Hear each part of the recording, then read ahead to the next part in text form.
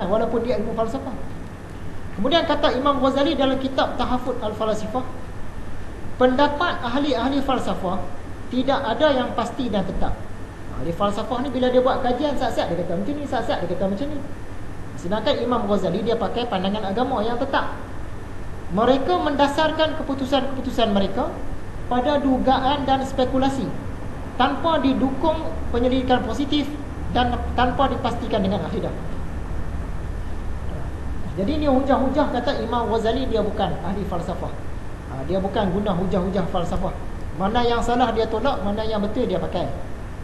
Siapakah yang selalu duk tuduh Imam Ghazali ni terpengaruh dengan ilmu falsafah?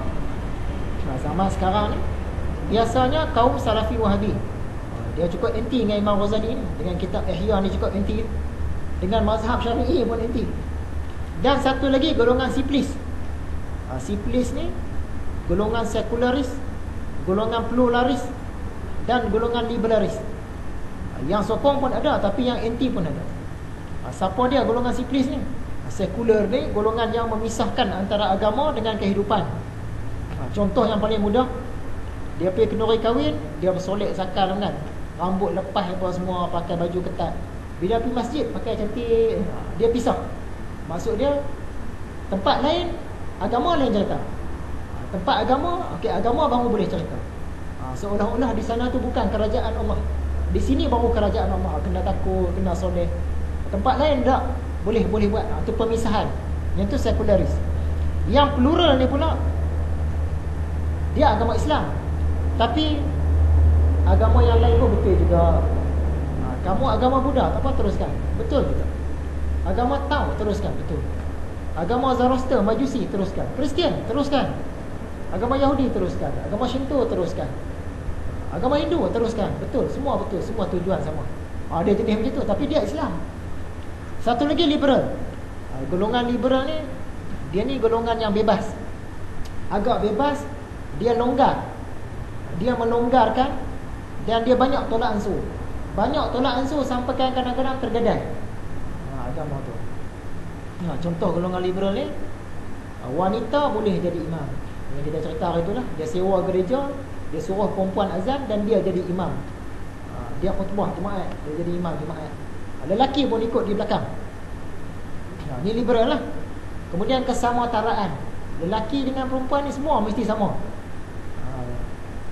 Kalau tak tutup aurat pun tak apa, boleh. Tapi dia agama Islam. Liberal dia banyak longgar. Jadi tiga-tiga ni kita bubuh setempat. Sebab kalau kita perhati tiga-tiga ni kan, dia lebih kurang sama. Lebih kurang sama, cuma ada yang ekstrim, ada yang longgar sikit. Itu je. Sekular, plural dan liberis. Jadi kita sebut Siplis.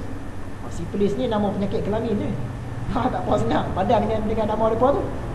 Sekular, plural, liberalis. Ya. Jadi kata-kata Nabi Muhammad ni kita mesti terima semua. 6 perkara yang Imam Ghazali nak cerita: malaikat mungkar nakir, azab kubur, timbangan amal, titian sirat, kolam Nabi Muhammad, syafaat hamba-hamba yang soleh. Dan yang terakhirnya kita nak tengok yang nombor 1 saja, iaitu pertanyaan malaikat mungkar dan nakir. Biasa kita dengar tok guru mengajar, tapi kita tak tahu apa sandarannya. Betulkah yang macam tok guru tu ajar? Kadang-kadang tok guru tu pun dia guna sandaran riwayat-riwayat yang memang tak kuat. Kadang-kadang riwayat yang salah. Kita pun cerita, malaikat ni datang macam ni, rupa dia gini kan. Kadang-kadang tak betul. Jadi saya sempat petik dua hadis ni, bolehlah kita nak jadikan sandaran. Hadis dia panjang, dalam pelajaran akan datang baru saya letak. Tahu masa tak cukup. Jadi secara ringkasnya, hadis riwayat Qatadah daripada Anas. Hadis ni diriwayatkan oleh Bukhari dan Muslim. Secara ringkasnya dia cerita, mula-mula mayat ni letak dalam kubur, kemudian kambuh. Bila orang yang hantar tu balik, dalam keadaan mayat masih boleh dengar langkah tu. Berapa langkah dia tak cerita. Mayat dia dengar lagi langkah orang balik tu. Datang dah 2 orang malaikat. Datang 2 orang malaikat. Malaikat ni apa soalannya? Dalam hadis ni dia tanya satu soalannya. Apa yang engkau katakan kepada lelaki itu, iaitu Muhammad? Pernah dengar Nabi Muhammad? Pernah. Apa pendapat kamu tentang Nabi Muhammad? Macam itulah lebih kurang.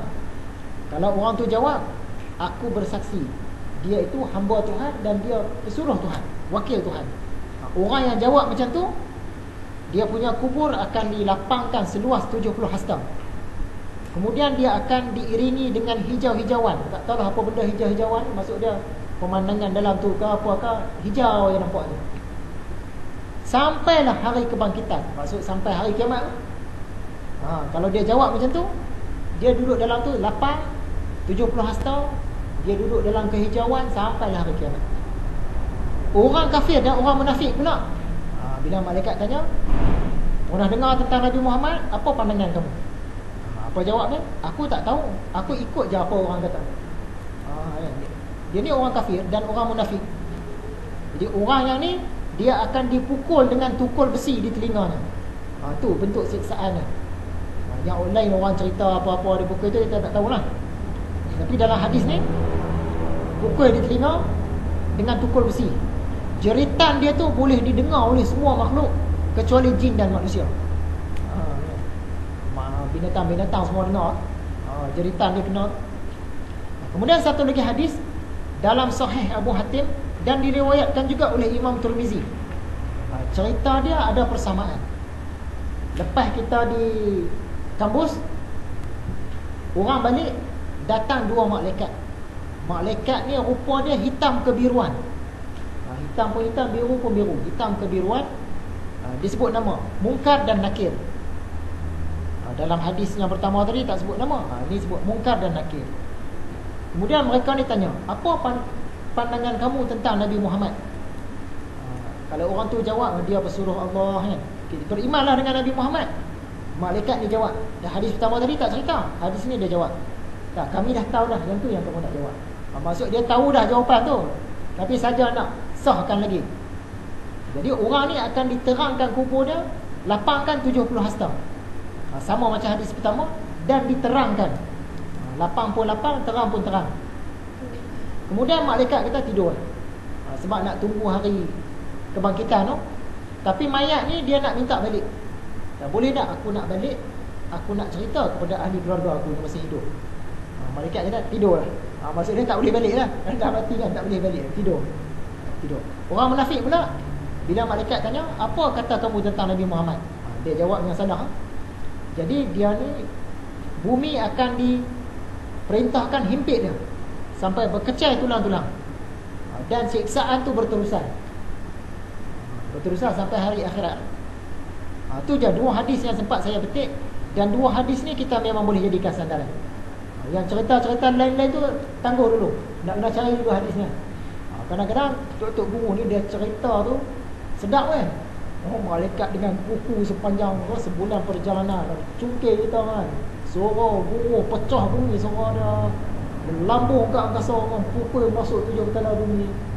Sandaran tu di mana? Yang nak tahu sandaran. Tak ada sandaran tak dipakai juga. Nanti insya-Allah saya cari sandaran-sandaran tu kongsi dalam pelajaran yang akan datang.